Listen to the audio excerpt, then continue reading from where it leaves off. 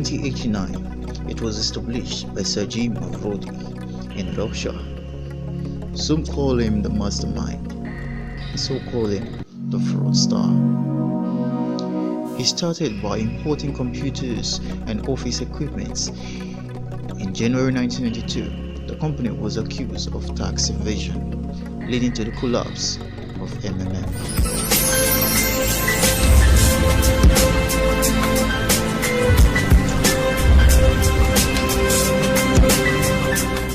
Faced with difficulties, he was unable to continue with the business.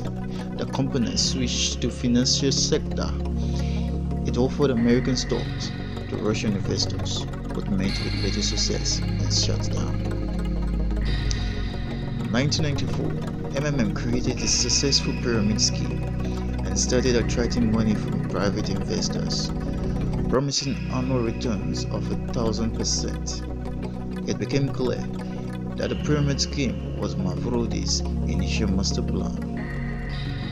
The cash flow turnover at the MMM central office in Moscow was so high that it could not be estimated. The management started to count money in roomfuls of money.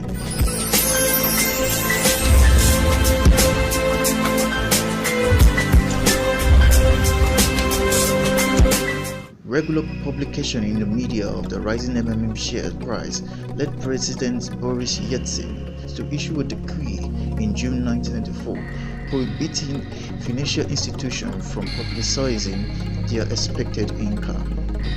5 months later, July 22, 1994, the police closed down the office of MMM for tax evasion. For a few days, the company attempted to continue the scheme but soon ceased operations.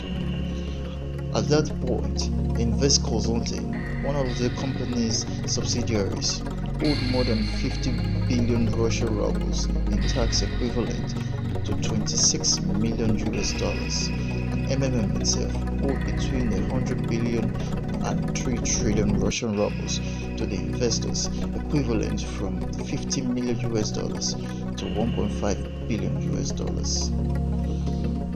In the aftermath, at least 50 investors, having lost all their money, committed suicide.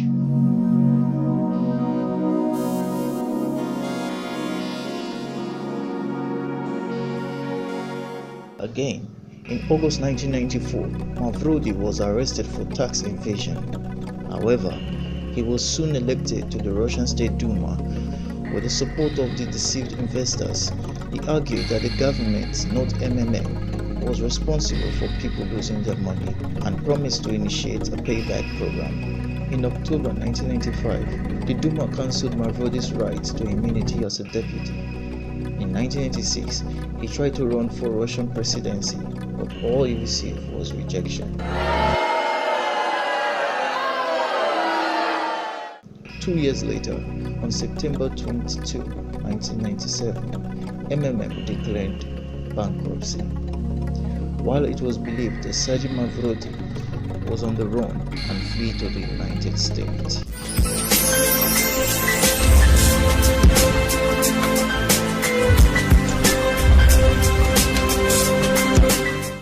In 2003, Mavrodi was found and arrested. Mavrodi was given until January 31, 2006 to read the documents in his fraud case against him. The criminal case consisted of 650 volumes, each 250 to 270 pages long. At the end of April 2007, Mavrodi was convicted of fraud and given a sentence of 4.5 years. Since he had already spent over 4 years in custody, he was released less than a month later on May 22, 2007. Развязанная против меня лично клеветническая кампания, в частности, заявление, что я покидаю пост. In 2015, MMM began operating in South Africa with the same business model as MMM 2011, claiming a 30% per month return through a social financial network.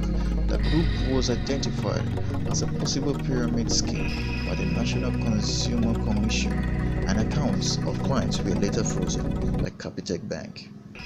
In response to the mounting criticism and official investigation by the state authorities in 2016, supporters from the South African MMM scheme staged a protest march in Johannesburg. There is no way in which vets will operate.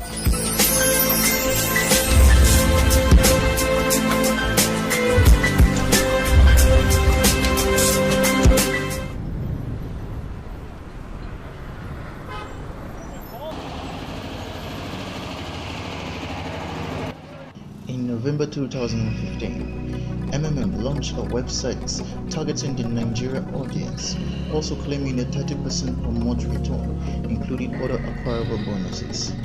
The entity was self-described as a mutual aid fund where ordinary people help each other.